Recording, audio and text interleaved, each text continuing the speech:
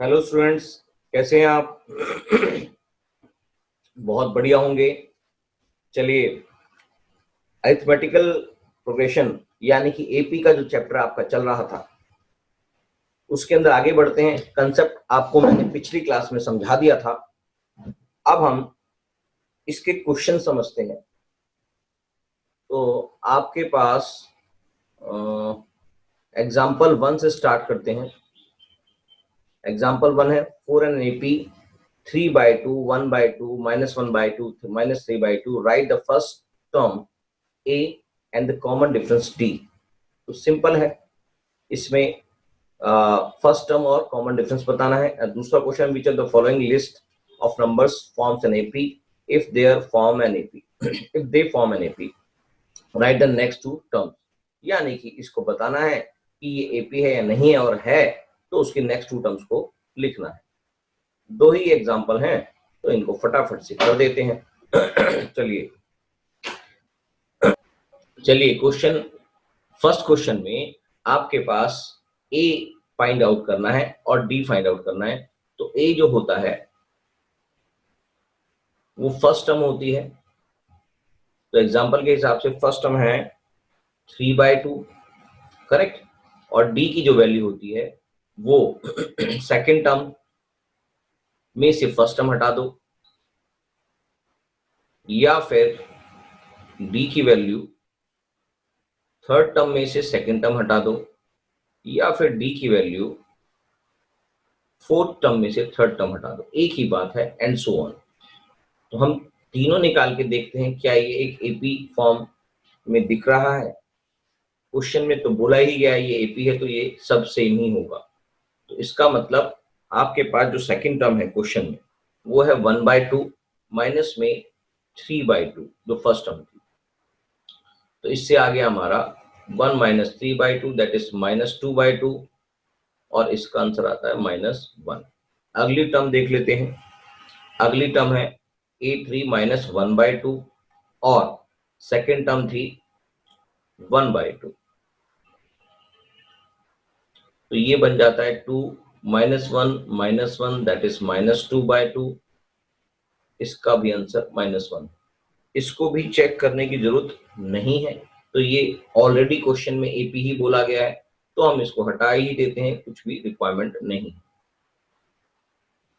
तो आपको ये समझ में आ चुका होगा कि यहाँ पर ए की वैल्यू जो है, आंसर क्या है, फर्स्ट टर्म ए है 3/2 एंड डी की वैल्यू जो है वो है -1। This is answer, correct. Example number 2 देख लेते हैं फटाफट से। एग्जाम्पल नंबर 2 कहता है which is not form AP, which of the following list of numbers form an AP if they form an AP write the next two terms। आपको यहां दिखाई दे रहा है कौन सी टर्म AP नहीं है या है, वो आप बताइए, और उसके बाद अगर है तो आपको उसके नेक्स्ट टू टर्म्स को यहां पर लिखना है। तो इस क्वेश्चन को मैं शायद यहीं पे कर दूं तो ज्यादा बेटर है। फटाफट से कर देता हूं, 410 या अगले उस पेज पे कर देते हैं। इसका सोल्यूशन निकालते हैं। यहां पर अगर कॉमन डिफरेंस सेम होता है a2 - a1 का, a3 - a2 का, या a4 - a3 का, तो इसका मतलब ये एक एपी फॉर्म करेगी। तो जिसका फर्स्ट क्वेश्चन जो फर्स्ट पार्ट है इसका वो दिखाई दे रहा है 10 - 4 16 - 10 और 22 - 16। यहां पर आ गया 6, ये भी आ गया 6 और ये भी आ गया 6। तो यहां पर क्या है, difference that is D is constant. Reason दे रहे हैं कि एपी है, so given list forms an AP. Next two terms क्या है डी, नेक्स्ट टू टर्म्स की बात करें के अंदर भी आपके लिए यहां पर होगा, आपके पास पता है कि लास्ट टर्म जो है आपके पास 22 है, तो नेक्स्ट टू टर्म्स होंगी 22 प्लस 6 यानी कि 28 एंड 28 प्लस 6 यानी कि 34। तो आंसर हो गया ये करेक्ट।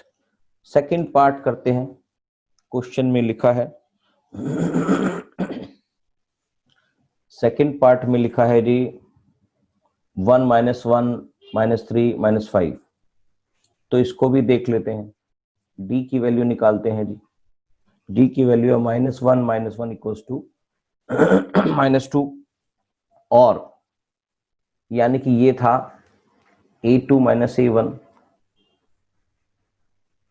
और अगर मेरे को डी दोबारा से निकालना हो जो बनेगा a3 माइनस a2, ये आ जाएगा -3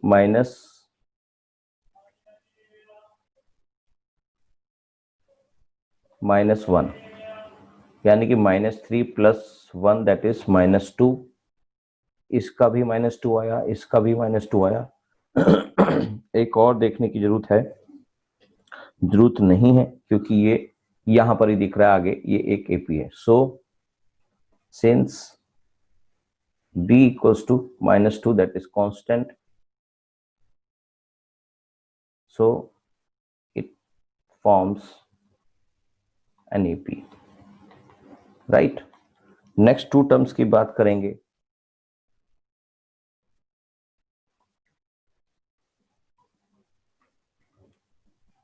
तो लास्ट टर्म इसमें थी -5,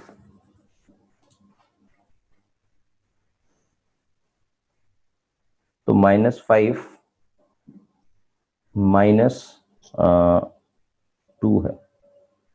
next two term -5 plus -2 that is -7, और -7 प्लस -2 दैट इज -9। ये आंसर है आपका नेक्स्ट टू टर्म्स। क्लियर है?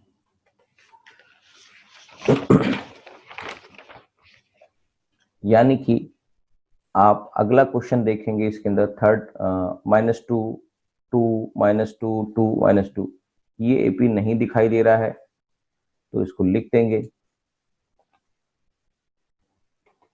Third part d is equal to a2 minus a1, ये आ गया 2 माइनस -2 दैट इज 4, एंड और d equals to a3 minus a2। a3 क्या है जी? क्वेश्चन में देखते हैं a3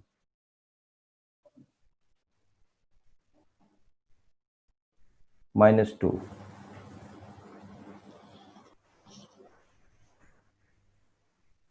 -2 और -2, फिर 2 -2,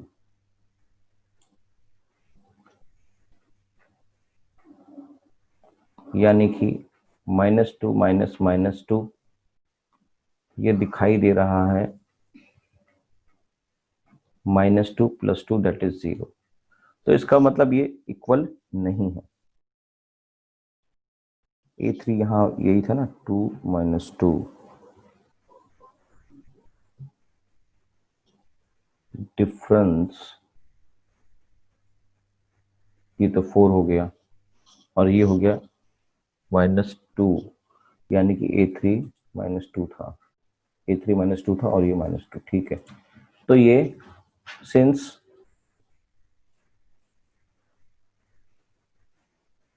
common difference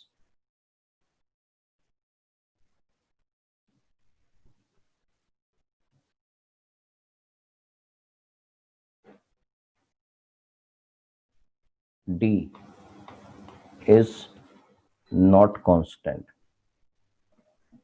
so it is not an AP। तो नेक्स्ट टू टर्म निकालने का सवाल ही नहीं पैदा होता। जब ये एपी नहीं है तो। फोर्थ पॉइंट है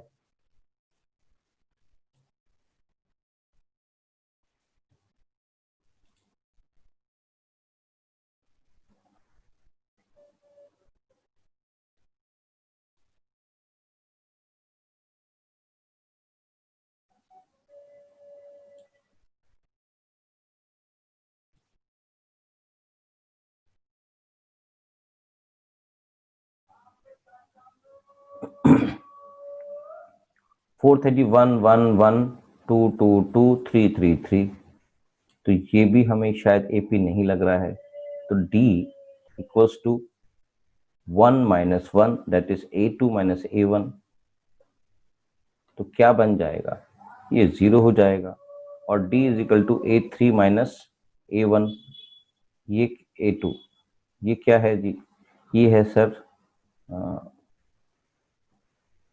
1 माइनस 1, ये भी 0 हो गया।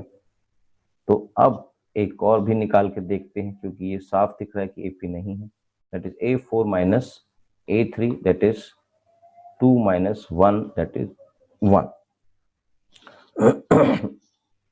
तो इसका मतलब this is not an AP because D is not constant, correct. तो ये आपको क्लियर हो चुका है, ये आपको ये पता होना चाहिए। इसके लिए कंडीशन क्या होती है, A2 माइनस A1 A3, ये कंडीशन है इसकी, बेसिकली इसको लिख देता हूं, कंडीशन टू फॉर्म NAP। ये इस क्वेश्चन का पार्ट नहीं है, ये अलग से समझा रहा हूं कि क्या कंडीशंस लगती है AP फॉर्म होने के लिए।